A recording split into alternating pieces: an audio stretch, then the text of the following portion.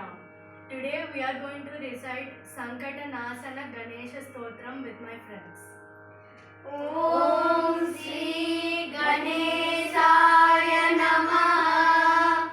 Narada Uvacha Pranamya Sirasa Devam Gauri Putram Vinayakam Bhaktavasam Smare Nityam Ayukkamada Siddhaye Pranamya Sirasa Devam Gauri Putram Vinayakam Bhaktavasam Smare Nityam Ayukkamada Siddhaye Pradhamam Vakratundam cha Ekadantam Dvitiyakam Trutiyam Krishna Pingaksham Gajavatram Chaturdakam Lambodaram Panchamam cha Shashtam